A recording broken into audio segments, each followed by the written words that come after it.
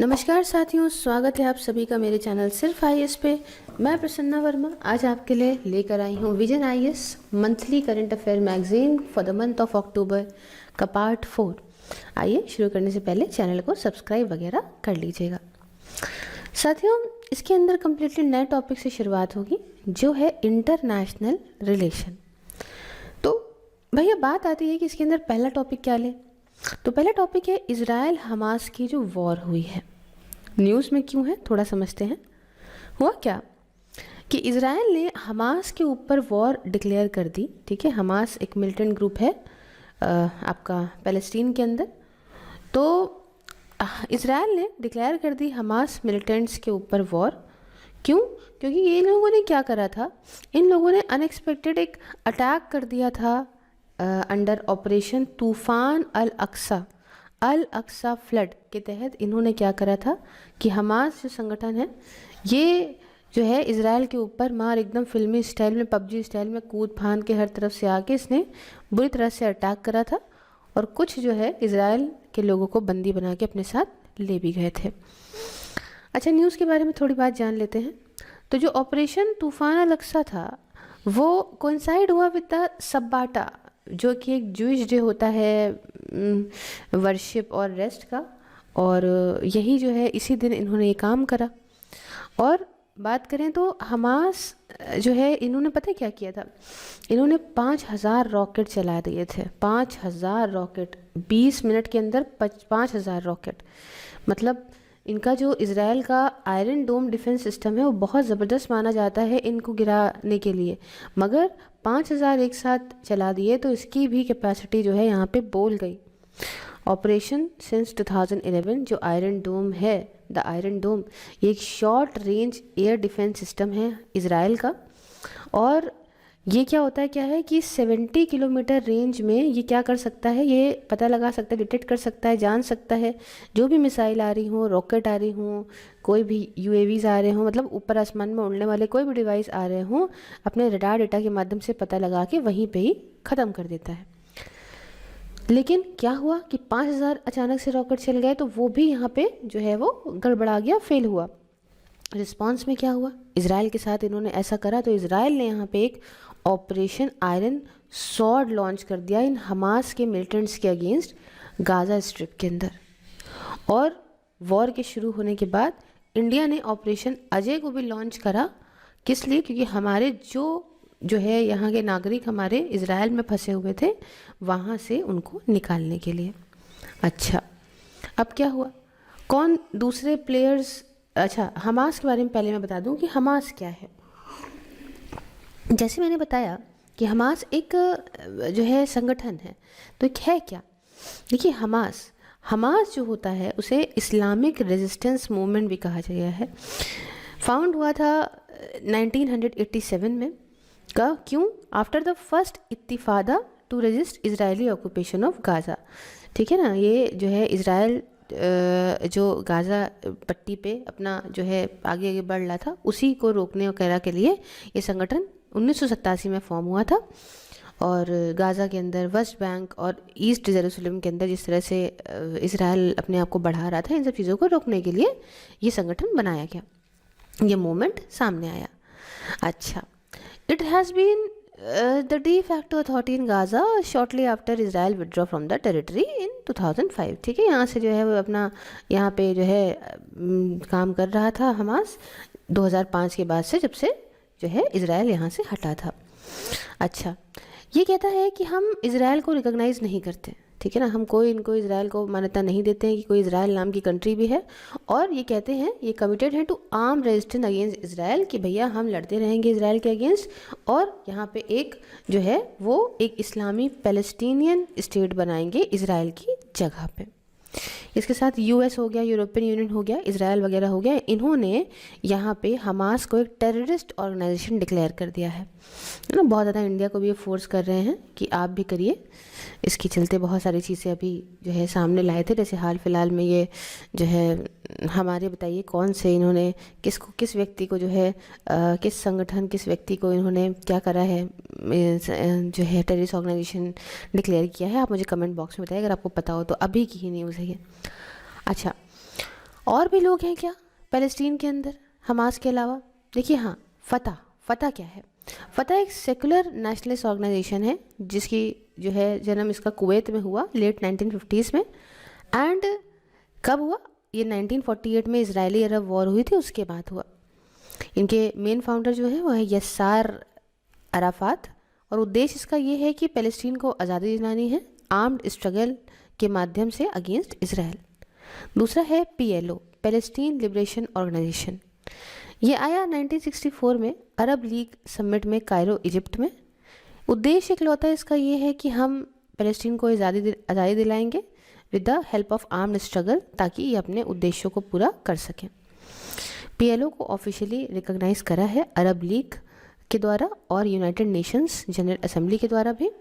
और इसके अलावा एज अ सोल लेजिटिमेट, यही मतलब ये पीएलओ को समझ लीजिए, ये पैलेस्टीन लिबरेशन ऑर्गेनाइजेशन को ही माना गया है यूएन जनरल असेंबली और अरब लीग के द्वारा कि ये एक लौता लीगल रिप्रेजेंटेटिव है पैलेस्टीनियन लोगों की तरफ से। यसीर अराफात के अंडर और आफ्टर 1967 अरब इसराइली वॉर जो हुई थी उसके बाद जो फतह है वो बन गया डोमिनेंट पार्टी पीएलओ के अंदर। और 1990s की शुरुआत में इन्होंने आर्म्ड स्ट्रगल ख़त्म कर दिया इसराइल के अगेंस्ट एंड कहा कि चलो 2 स्टेट सोल्यूशन रखते हैं to the conflict with Israel. तो इससे क्या हुआ?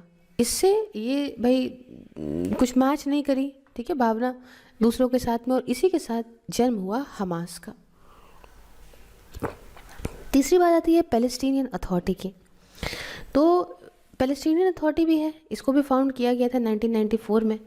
ऑस्लो अकॉर्ड के द्वारा किया गया था एक इंटरिम बॉडी के तौर पे, जो कुछ पार्ट गाजा का गवर्न करती और वेस्ट बैंक का गवर्न करती except East Jerusalem till an agreed solution to the Israel Palestine conflict. जब तक के लिए कोई एक सोल्यूशन नहीं रहता, ये इजराइल पैलेस्टीन का दिक्कत है उसमें।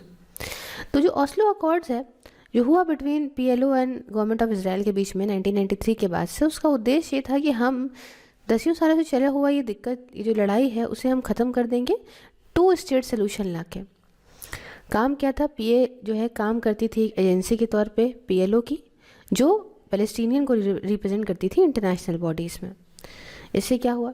It is led by directly elected president. इसको कौन लीड कर रहे थे? डायरेक्टली इलेक्टेड प्रेसिडेंट लीड करते थे, जो अपॉइंट करते थे प्राइम मिनिस्टर को, और गवर्नमेंट जो है उसका सपोर्ट होता था to the elected legislative council.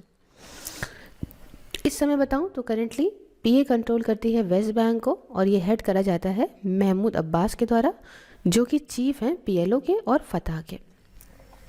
अब थोड़ा सा हम बैकग्राउंड समझते हैं कि आखिरकार ये पैलेस्टीन और इजराइल के बीच में जो ये झगड़ा चल रहा है, कॉन्फ्लिक्ट चल रहा है, इसका बैकग्राउंड क्या है। बहुत पुरानी बात है, आज की बात नहीं है। ये रूट्स जो लेटेस्ट वॉर की हैं वो हुई जब यहाँ पे इजराइल की स्टेट को इस्टेब्लिश करा गया 75 ईयर्स पहले ऑन टेरिटरी। उस जगह पे इजराइल को बनाया गया जिस जगह को क्लेम करा जा रहा था पैलेस्टीनियन अरब्स के द्वारा, कि ये पैलेस्टीनियन अरब कहते थे कि ये हमारी जगह है। अब पैलेस्टीनियंस दैट इज़ अरब्स और इजरायलीज दैट इज़ ज्यूज़ ये एक जैसे हैं, है ना। ये कहते हैं कि जो टेरिटरी है जॉर्डन रिवर और मेडिटेरियन सी के बीच में, ये इनकी है। अच्छा, इस कॉन्फ्लिक्ट के बीच में आती है एक सिटी ऑफ जेरूसलम। जेरूसलम बहुत ज़रूरी है। क्यों? क्योंकि इसकी एक इम्पोर्टेंस जुदाइज़म में भी है, इस्लाम में भी है और क्रिश्चियनिटी में भी है। क्योंकि ये तीनों ही, आप जानते हैं, तीनों ही रिलीजन जो हैं वो अब राहमिक रिलीजन है। तो अब्राहम से ही सब यहाँ पे निकले हैं, तो इस वजह से इनकी इम्पोर्टेंस अलग अलग, इन्हीं के जितने जो है फाउंडर्स हैं उनसे किसी ना किसी उनकी लाइफ के इवेंट से जुड़ी हुई है। तो जेरूसलम बहुत इंपॉर्टेंट है तीनों के लिए। सिटी के अंदर एक चीज़ और देखने को मिलती है, अल अक्सा मॉस्क। ये मस्जिद जो है वो तीसरी सबसे पवित्र इस्लामिक साइट है। माना जाता है कि ऐसी जगह है जहाँ से प्रॉफिट मोहम्मद जो है वो अपनी जन्नत की ओर उन्होंने प्रस्थान किया था। दूसरा आता है वेस्टर्न वॉल। ये होलीएस्ट जूइश की साइट है, जो कि आपको बगल में ही मिलेगी, जो पवित्र कंपाउंड है जिसे कहा जाता है जूइश के तौर पे एज अ टेम्पल माउंट। ठीक है, तो ये एक जो है वो जुड़ी हुई है इससे। इसके अलावा अगर हम आपको बात करें तो चर्च ऑफ होली सेपल्चर, मतलब that is central to Christian belief. ये है, ये चर्च जो है प्लेस है जहाँ पे बहुत सारे क्रिश्चियंस का ये मानना है कि जीसस को क्रूसीफाइड किया गया था, यहीं पे ही रिसरेक्ट करा गया था। ठीक है, तो अब ऐसा ऐसा वहाँ पे सीन हुआ था, तो इसलिए बहुत इम्पॉर्टेंट है। अच्छा, पॉसिबल इम्पैक्ट क्या है वॉर का, ये समझते हैं। देखिए, centrality to the Palestinian cause. अब बात क्या है, बहुत सारी अरब कंट्रीज़ लगातार कोशिश कर रही हैं कि वो इज़राइल के साथ चीज़ें नॉर्मल करवा सकें। अब्राहम अकॉर्ड को आप जानते हैं, साइन करा गया था, अभी कुछ वर्ष पहले की बात है। बहुत सारों ने ऐसा देखा कि जो पैलेस्टीन कॉज है वो बैक सीट ले लिया था अरब इसराइली कॉन्फ्लिक्ट के टाइम पे। अच्छा, दूसरी बात कि रिसेंट जो कॉन्फ्लिक्ट है वो लेकर आया फिर से कि भाई पैलेस्टीनियन जो कॉज है, जो वजह है कि भाई शांति चाहिए, स्टेबिलिटी चाहिए इस रीजन में, उसको फिर से लाया जाए। दूसरी बात, इज़राइल पैलेस्टीन के रिलेशन की बात करें तो देखिए, पीस नेगोशिएशन, सबसे पहले बात करें यहाँ पे कि इज़राइल और पैलेस्टीन के जो रिश्ते हैं उसमें शांति के लिए क्या बात हुई है। जो अभी का कॉन्फ्लिक्ट है वो अनइंटेंशनली क्या करता है, हमास को और मजबूत बनाता है और पैलेस्टीन की जो अथॉरिटी की पोजीशन है वेस्ट बैंक के अंदर उसे कमज़ोर बनाता है। इसकी वजह से एक नेगेटिव इम्पैक्ट पड़ सकता है पीस नेगोशिएशन जो इज़राइल और पैलेस्टीन में हो सकते थे उसको लेके। दूसरी बात, इन्वॉल्वमेंट इज़राइल का गाज़ा पट्टी के अंदर। 2005 में अगर मैं बताऊं तो इज़राइलीज़ ने ये उस समय चूज़ किया था कि वो अपनी मर्ज़ी से गाज़ा से बाहर चले जाएंगे in accordance with the disengagement plan के हिसाब से। हालांकि अब इजरायली प्रधानमंत्री जो हैं उन्होंने ये कहा कि इज़राइल जो है वो ओवरऑल सिक्योरिटी रोल ले लेगा गाज़ा का इनडेफिनेटली। और आप जानते हैं इसका नॉर्थ वाला हिस्सा तो पूरा एक तरीके से गाज़ा पट्टी का ले ही लिया है इज़राइल ने, पूरा कब्जा ही लिया है, बीच से एक तरीके से एकदम डिवाइड बना दिया है। दूसरी बात, रीजनल स्टेबिलिटी। तो सऊदी अरेबिया ने बातचीत ख़त्म कर दी है on potentially normalising ties with Israel. ठीक है कि भाई इज़राइल के साथ सही साथ सब कुछ नॉर्मल करा जाए, इस बात को बिल्कुल सस्पेंड कर दिया गया है। और बहरीन ने भी फिर अपने जो एम्बेसडर हैं उनको वापस बुला लिया इज़राइल से। वही जगह बोलीविया ने ऑफिशियली सिविर करा अपना टाई इज़राइल के साथ। तो सब कंट्रीज़ अपने अपने आप को हटाए दे रही हैं। अच्छा, इसकी वजह से और इज़राइल के जो रिश्ते थे जापान के साथ, इजिप्ट के साथ और जॉर्डन के साथ, वो भी थोड़े से दिक्कत में आए हैं। अरब कंट्रीज़ के साथ जो हैं वो दिक्कत में आए हैं। तो इससे क्या हो सकता है कि जो है इससे ये इम्पैक्ट डल सकता है कि जो एक प्रॉस्पेक्ट है कि भाई वॉर ख़त्म हो जाए जल्दी, तो ये चीज़ पे इम्पैक्ट ये पड़ेगा। क्योंकि जब बिचौलिया जो बात करने वाले होते हैं वही अपने अपने आप को हटाते जाएंगे तो कैसे होगा। ठीक है, या ये जो हॉस्टेजेस उन्होंने बना के रखे थे, जो प्रिजनर्स ऑफ वॉर बना के रखे थे, तो इस पर इम्पैक्ट पड़ सकता है इनको रिलीज़ करने को लेके। अब यह तो आपने देखा ही है कि 30 गुना चीज़ें, मतलब अगर आप अपना एक भेजोगे तो हम आपके 30 भेजेंगे, इस तरीके से दोनों के बीच में तालमेल बना है पैलेस्टीन और इज़राइल के बीच में। खैर, इकनॉमिक अगर मैं बात करूं तो इस कॉन्फ्लिक्ट के बाद इससे ग्लोबल और रीजनल इकनॉमीज़ पे दिक्कत आएगी। ऑलरेडी इतनी दिक्कत चली रही थी यूक्रेन वॉर की वजह से, पैंडमिक की वजह से, इन्फ्लेशन इतना बढ़ना।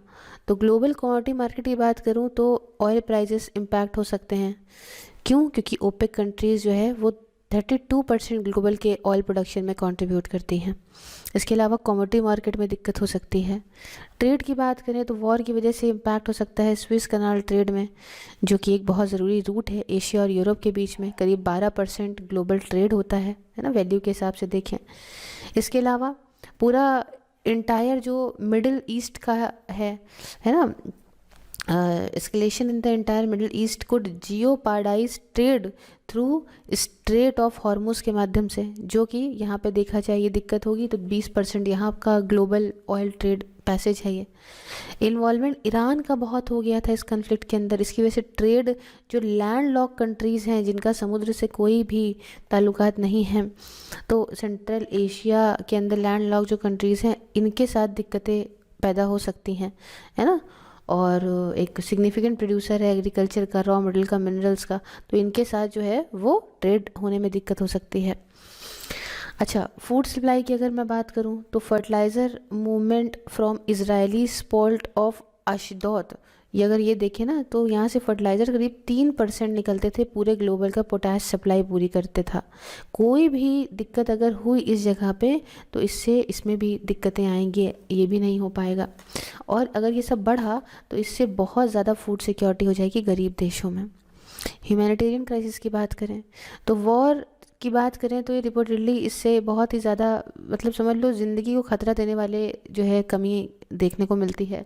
भाई इसराइल ने सब कुछ, पानी, लाइट, इलेक्ट्रिसिटी, फ्यूल, सब कुछ तो बंद कर दिया था ना गाज़ा में।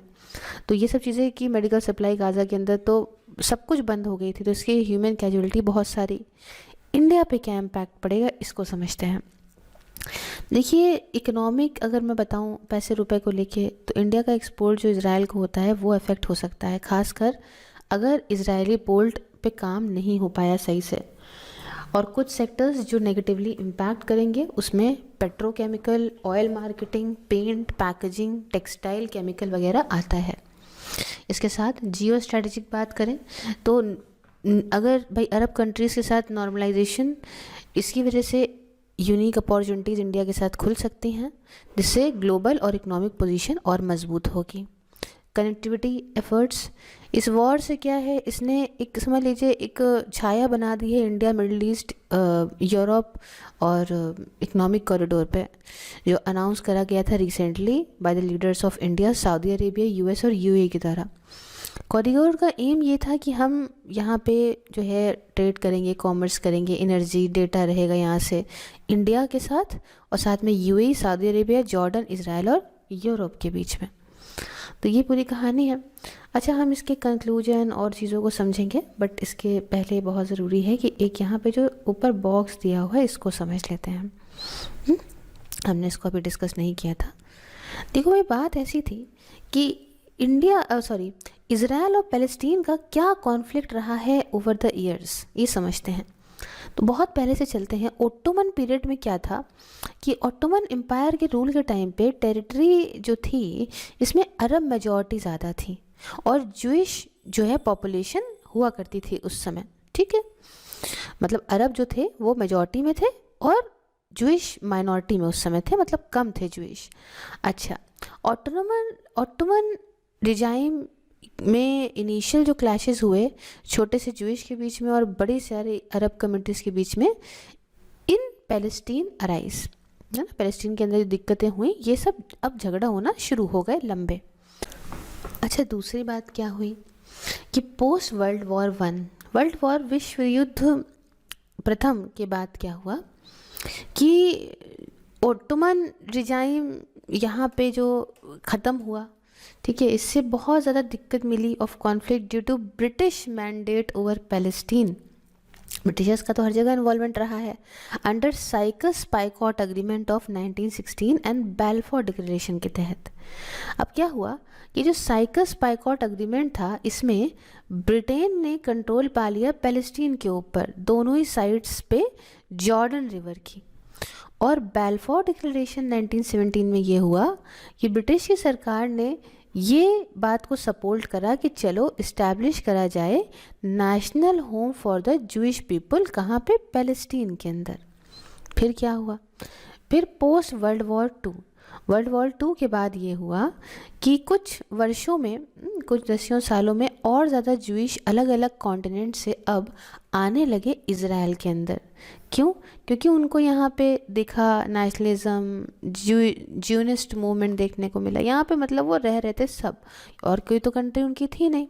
तो इसकी वजह से जो टेरिटरी थी उसकी डेमोग्राफी चेंज होने लगी क्योंकि बाहर से भी सारे जूइश यहीं आने लगे और ये कन्फ्लिक्ट दोनों ही कम्युनिटीज़ के बीच में अब और बढ़ने लगा। फिर आया यूएन का पार्टीशन प्लान और अरब इज़राइल की वॉर। ये क्या हुआ, यूएन लेकर आया 2 स्टेट्स को, दैट इज़ इज़राइल को और पैलेस्टीन को, दोनों साथ में रह रही थी, सिक्योर और रिकॉग्नाइज बॉर्डर के लिए लेकर आया और कहा कि जो जेरूसलम होगा वो एक सेपरेट इंटरनेशनली रन करी जाने वाली एंटिटी होगी। लेकिन इस बात को अरब्स ने मना कर दिया, हम इस बात को नहीं मानते हैं, और इससे वायलेंस और बढ़ गया, झगड़े और बढ़ गए। As the British mandate ended, ठीक है, ओवर पैलेस्टीन, तो उसके बाद क्या हुआ कि इज़राइल ने खुद को एक इंडिपेंडेंट देश के तौर पे डिक्लेयर कर दिया 1948 में। और इसकी वजह से क्या हुआ कि तुरंत ही 5 अरब कंट्रीज़ ने मिल के इज़राइल पे कर दिया अटैक। उससे क्या हुआ, आगे क्या होता है, इज़राइल पांचों के हरा के जीत गया और अपनी टेरिटरी को उसने बढ़ा लिया, जिसके मैप को भी हम आपको दिखाएंगे। जिससे क्या हुआ कि मिलियंस ऑफ पैलेस्टीनियंस अब बेचारे रिफ्यूजी बन गए। और क्या हुआ, अब यहाँ पे चीज़ें तो वो सही से कर नहीं पाए, है ना। जैसे क्या हुआ, Palestinian state set the stage for the subsequent Arab Israeli conflict. तो यही आगे बढ़ के और ज़्यादा जो है अरब इसराइली कॉन्फ्लिक्ट और ज़्यादा बढ़ा। अब देखिए यहाँ पे कुछ इस तरीके से इज़राइल और पैलेस्टीन की टेरिटरीज ओवर द इयर्स रही हैं। 1947 में जब यूएन का पार्टीशन की बात हुई थी तो जेरूसलम आप यहाँ पे देखो, ठीक है। उसके अलावा ये गाज़ा पट्टी उस समय हुआ करती थी, गाज़ा स्ट्रिप, डेड सी इधर है, वेस्ट बैंक का एरिया अच्छा खासा था और बाकी सारा आप इस तरीके से देख सकते हो। 2020 में क्या हुआ, अब ये मतलब छोटे छोटे हिस्सों में ही चीज़ें यहाँ पे रह गई हैं। जेरूसलम आप यहाँ देख सकते हो, वेस्ट बैंक में भी आधे से ज़्यादा इजराइल ने ही कब्जा कर लिया है और गाज़ा स्ट्रिप भी बहुत ही कम बची थी। अब तो एक मैप अलग ही निकल के आएगा। तो आप इस तरीके से यहाँ पे देखो कि जो ये वाला ग्रे वाला हिस्सा दिख रहा है आपको, ये सब इजराइल का है, रेड वाला आपको पैलेस्टीन वाला दिख रहा है। तो कितना ही डिफरेंस आ गया है अब। और जो ये पिंक वाला है वो जॉइंटली कंट्रोल किया जाता है, बाकी छोटे छोटे हैं ये इजरायली सेटलमेंट है। वही मैंने आपको बताया कि अब ये बहुत बढ़ गए हैं। अब आप कहेंगे मैम हमारे देश का क्या स्टैंड है इस इजराइल और पैलेस्टीन के इशू को लेके। देखिए इंडिया की बात करें तो इसका अच्छा खासा इंटरेस्ट है वेस्ट एशिया के अंदर, क्योंकि वहाँ से एनर्जी सिक्योरिटी मिलती है हमें, हमारा डायस्पोरा प्रेजेंट है, इसके अलावा ट्रेड और इन्वेस्टमेंट वगैरह काफ़ी चीज़ें हैं। इसमें अगर देखिए तो इंडिया सपोर्ट दोनों ही, मतलब इंडिया सपोर्ट करता है 2 स्टेट सोल्यूशन को, है ना। कहता है भैया 2 हों और दोनों शांति से अपनी अपनी जगह रहें। यूएन में तो इंडिया ने वोट कर दिया था against the partition plan Palestine को लेके, for Palestine and Israel's admission to the UN को लेके। इंडिया ने फॉर्मली रिकॉग्नाइज करा है इजराइल को 1950 में और इस्टेब्लिश करा है अपना फुल डिप्लोमेटिक रिलेशन इसके साथ में 1992 के बाद से। 2017 से ही इंडिया जो है वो एक डी हाइफेनेशन पॉलिसी को फॉलो करता है, जिससे क्या है कि इंडिपेंडेंट रिलेशनशिप हम रखेंगे इजराइल के साथ भी और पैलेस्टीन के साथ भी। आइए कंक्लूजन की बात करें तो जो मीडिएशन है इजराइल और हमास के बीच में वो फुल्ली एड्रेस अभी नहीं हो रहा है। ये नहीं समझ आ रहा ना, मतलब वजह मेन क्या है, कैसे होगा कैसे नहीं होगा, ये चीज़ें कुछ समझ नहीं आ रही हैं। कुछ इश्यूज़ को रिजॉल्व करना है, जैसे कि पैलेस्टीनियन रिफ्यूज़ीज़, वो बेचारे बच्चे वहाँ मर रहे हैं, बहुत दिक्कत है। इसके अलावा स्टेटस जो जेरूसलम का है ये भी बहुत ज़रूरी है। तो सक्सेस डिपेंड करती है जब दोनों ही पार्टी अपनी इच्छा जताएं कि हम बैठ के एक टेबल पे बात करते हैं, नेगोशिएशन करते हैं, और इसमें जो रोल हो इंटरनेशनल एक्टर्स का, है ना, जो भी लोग हैं जो इवॉल्व करते हैं along with the evolving regional dynamics, तो उन सबको मिलजुल के एक जगह पे इनको लाना चाहिए टेबल पे, और दोनों ही को मिलके इन चीज़ों से अपने मतलब कुछ एक तरीका निकलेगा, तभी ही ये सब सॉर्ट होगा। साथियों नेक्स्ट टॉपिक हमारा है यौम किपुर वॉर। क्या है ये समझते हैं। न्यूज़ में फ़िलहाल इसलिए रही क्योंकि जो अटैक करा गया हमास के द्वारा इज़राइल के ऊपर, ये उसी वक्त हुआ जब 50th एनिवर्सरी चल रही थी यौम किपुर वॉर की। यौम किपुर वॉर क्या है, ये 4th अरब इसराइली वॉर थी, 1973 में हुई थी। तो वही समझ लीजिए कि 2023 वही है, 50वीं एनिवर्सरी चल रही थी। अच्छा बैकग्राउंड क्या है इस यौम किपुर वॉर का। हुआ क्या कि 1948 में पहली अरब इजरायली वॉर हुई थी, जब इज़राइल ने खुद की इंडिपेंडेंस को डिक्लेयर किया। उसके बाद इसे इज़राइल पे अटैक कर दिया गया था, बहुत फेमस बात है। इज़राइल पे अटैक करा गया था, अरब स्टेट्स और पैलेस्टीनियन फैक्शन जो बचे कुचे थे सब मिलजुल के कर रहे थे, इन्होंने अटैक करा, और ये सब अगेंस्ट थे कि हमें कोई जूइश स्टेट नहीं इस्टेब्लिश होने देनी है, और यूएन का पार्टीशन प्लान, ये सब कुछ नहीं मानते थे।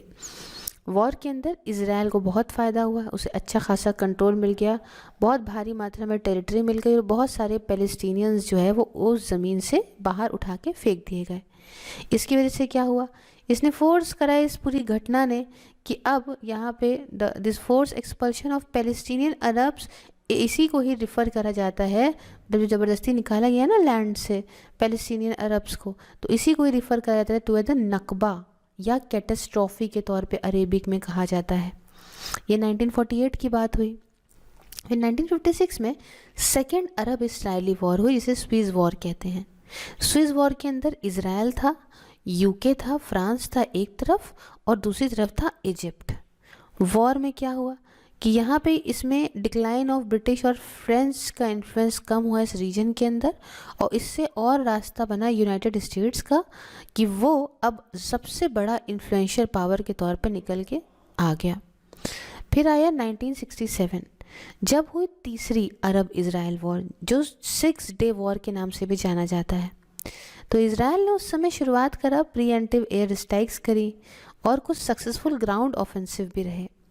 इज़राइल ने पूरा कंट्रोल ले लिया इजिप्ट के सिनाई पेनिनसुला का और गाज़ा स्ट्रिप का, इसके अलावा जॉर्डन के वेस्ट बैंक का और ईस्ट जेरूसलम का भी, इसके अलावा सीरिया का गोलन हाइट्स भी, सब इज़राइल ने ले लिया था।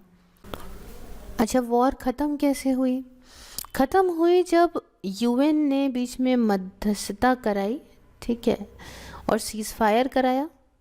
बट तब तक मिडिल ईस्ट का जो मैप था इसमें बहुत बदलाव आ चुके थे। खैर, अरब लीग ने पास करा एक 3 नोज़ रेजोल्यूशन को। 3 नोज़ में क्या मतलब? No peace with Israel, no recognition of Israel और no negotiation with Israel. 3 noes रखा एक सबमिट में। सबमिट कहाँ रखी गई थी? खारतूम के अंदर। तो अब बात आती है इसकी यौम किप्पुर वॉर, जो कि चौथी अरब इज़राइल वॉर थी। हुआ क्या कि अक्टूबर 1973 की बात है कि सारे अरब नेशंस एक साथ आए। इसे लीड कर रहा था इजिप्ट और सीरिया, और इन्होंने एक सरप्राइज मिल के अटैक लॉन्च करा इज़राइल के ऊपर ऑन द यौम किप्पुर। और ये किस दिन, क्या एक जूइश हॉलीडे होता है, उस दिन करा। पर्पस क्या था वॉर का? अनलाइक द प्रीवियस 3 वॉर, जैसे पहले की 3 अरब इज़राइल वॉर हुई थी, है ना, उसके विपरीत इजिप्ट और सीरिया अब ये वॉर में नहीं गए थे सपोर्ट करने के लिए पैलेस्टीनियन को, बल्कि इनको ये अब उम्मीद थी कि हम जो भी अपनी टेरिटरी हमने खोई है वो हम वापस पाएंगे, ठीक है। क्योंकि उस समय जो 6 डे वॉर हुई थी लास्ट वाली, इसमें 1967 में इज़राइल ने बहुत बड़ी टेरिटरी अपने अंडर ले ली थी। अब इनको वो सब वापस चाहिए थी ज़मीन। तीसरी, सुपर पावर का इन्वॉल्वमेंट। तो यूएस ने उस समय इज़राइल को सपोर्ट करा और सोवियत यूनियन ने सपोर्ट करा इजिप्ट और सीरिया को, जिसकी वजह से टेंशन और बढ़ गई इन न्यूक्लियर सुपर पावर्स के बीच में। सीज़ फायर के लिए क्या अटेम्प्ट करे गए? सीज़ फायर करी गई जब यहाँ पे यूनाइटेड नेशंस पिक्चर में आया। अच्छा, अब लैंडमार्क समझेंगे हम पीस अग्रीमेंट जो भी रहा अरब और इज़राइल के बीच में, लेकिन उसके पहले हम कॉन्सिक्वेंसेस समझते हैं। क्या कॉन्सिक्वेंसेस रहे इस यौम किप्पुर वॉर के? तो देखिए, सेट बैक टू सीरिया को कुछ नहीं मिला पॉजिटिव इस वॉर से। इज़राइल ने कंट्रोल और ले लिया स्ट्रेटेजिकली इम्पोर्टेंट और फर्टाइल जो गोलन हाइट्स थी उसका। उसके अलावा इजिप्ट का जो अलायंस था वो अब यूएस की तरफ शिफ्ट हो गया। वॉर के बाद इजिप्ट जो है वो एक्सपेल निकाल दिया गया इस सोवियत यूनियन के मिलिट्री एडवाइजर्स से 1972 में, और इसने खुद को रख दिया with in the US orbit. और ये माना जाता है कि यूएस का बहुत बड़ा अचीवमेंट रहा था ये ड्यूरिंग द कोल्ड वॉर। तीसरा कि भैया इज़राइल की इमेज को झटका लगा। वॉर के बाद जो पावर इंजॉय कर रहा था इज़राइल, उस पर थोड़ा झटका आया, ठीक है। 1967 के बाद से जो भी पावर थी इसकी, तो इससे एक बहुत इंपॉर्टेंट रोल बन के आ गया सामने। ये नेगोशिएशन हुई, है ना, जैसा चाहता था इजिप्ट। उसके बाद ऑयल एम्बार्गो अगेंस्ट यूएस। तो यूएस ने सपोर्ट जो दिया इज़राइल को इस वॉर के टाइम पे, इससे अरब कंट्रीज़ ने तुरंत ऑयल की शिपमेंट यूएस को देना बंद कर दी। तो इससे यहाँ पे पूरे वर्ल्ड के ऑयल प्राइसेस भी बढ़ गए। अच्छा, उसके साथ साथ transition from violence to diplomacy, जो वॉर है उसने जो डेडलॉक था उसे यहाँ ख़त्म किया और एक नया रास्ता बनाया, एक लेंदी, एक इंटरमीडिएट कहा कि भाई फॉर पीस नेगोशिएशन जो इस अरब इजरायली कॉन्फ्लिक्ट को सॉल्व कर सके। अच्छा, अब हम ये अग्रीमेंट की जो बात कर रहे थे उसको समझते हैं। तो एक 1978 में कैंप डेविड अकॉर्ड आया था।